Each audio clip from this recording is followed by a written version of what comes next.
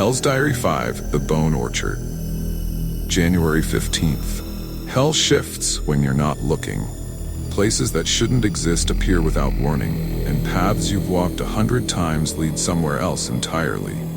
That's what happened today. I turned a corner in the same endless hallway, but instead of stone walls, I found myself standing in a field. It stretched as far as I could see, blanketed by a thick gray mist. Something about the place felt ancient, like it had been buried long before hell was born. The air was heavy with the smell of wet earth, and scattered across the ground were bones. Hundreds of them, thousands.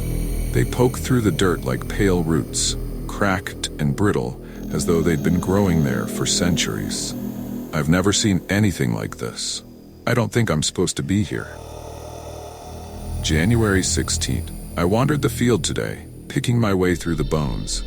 The mist clung to everything, curling around my ankles, thick as smoke. No matter how far I walked, the landscape didn't change, just more bones, more mist, more silence. And then I found the trees. At first I thought they were petrified wood, blackened by fire. But as I got closer, I saw the truth. They were bones. Enormous bones, twisted and fused together, growing into crooked skeletal trees that reached high into the sky. There were no leaves, no birds, just rows and rows of bone trees, creaking softly in the still air as if whispering to one another. I could feel them watching me, though they had no eyes. The further I walked, the louder their whispers became. January 17th. There's something buried here. I started digging today, driven by a strange compulsion I couldn't explain. The earth was soft and damp, crumbling beneath my fingers, but the deeper I dug, the more bones I uncovered. Ribs, femurs, skull fragments, all twisted together like roots of a forgotten tree. And then I found it. A door. It was buried deep beneath the earth, framed in bone and rusted iron. There were no handles, no hinges, just a jagged seam running down the center. But I know it's a door. I can feel it, and something on the other side is waiting for me to open it. January 18th. The whispers are louder now.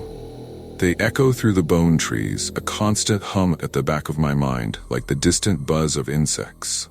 I can't make out the words, but I know they're meant for me. The door is calling to me too. I can feel it under the earth, humming softly, like a heartbeat. The bones around it seem to shift when I'm not looking, drawing closer, as though they're trying to protect whatever lies beneath. I shouldn't open it, I know that. But the more I try to resist, the stronger the pull becomes. January 19th. I opened the door. It didn't creak or groan, just a soft sigh, as though the earth itself had exhaled. Beneath it was a staircase, spiraling downward into the dark. I couldn't see the bottom, but I could hear something moving far below, a soft shuffling sound, like dry leaves stirring in the wind. I hesitated, but the door behind me slammed shut, sealing itself into the earth. There was no turning back, so I began to descend. January 20th. The staircase seemed endless. The further I went, the colder it became, the air thick with the scent of damp stone and old bones. The shuffling sound grew louder, echoing up from the depths, accompanied by a low, rasping breath. And then I saw it. At the bottom of the staircase was a vast chamber, filled with bodies, thousands of them, piled high like discarded dolls. They weren't dead, not exactly. Their eyes blinked slowly, mouths moving soundlessly, as if trapped in some half-dreaming state. At the center of the chamber stood a figure. It was enormous, a twisted fusion of bone and flesh, with too many limbs and faces stretched across its surface. It pulsed with life, each breath sending a ripple through the bodies piled at its feet. It looked at me, and it smiled. The thing in the chamber didn't speak with words. It spoke directly into my mind, a voice like grinding stone and breaking bones. "You've come to feed the orchard," it whispered. "You've come to join the roots." I tried to run, but the bodies shifted, pulling me down, their cold hands wrapping around my legs, dragging me toward the center of the chamber. We all become part of the orchard, the voice said.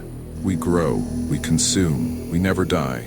I thrashed and screamed, but it was useless. The thing watched, its grin widening as the bodies dragged me closer and closer. Entry 8. I don't know how long I've been here. The bodies hold me tight, pressed against the pulsing mass at the center of the chamber. I can feel the bones beneath my skin, shifting, merging, becoming part of something larger. The orchard grows. It whispers to me now, soft and sweet, promising peace, promising belonging. You'll never be alone, it says. You'll grow strong. You'll be part of something eternal. The worst part? I think I believe it. Entry 9. The bones are inside me now. I can feel them moving, twisting, rooting deep into my flesh. My thoughts are slipping away, dissolving into the hum of the orchard. It doesn't hurt, not really. It's almost peaceful. I think I'm becoming part of the roots. I can't remember who I was. The orchard is everything now. The whispers are all I know, all I need. I'm part of the roots, part of the bones, part of the endless, growing whole. The hunger is gone, the fear is gone. There's only the orchard, and it will never stop growing.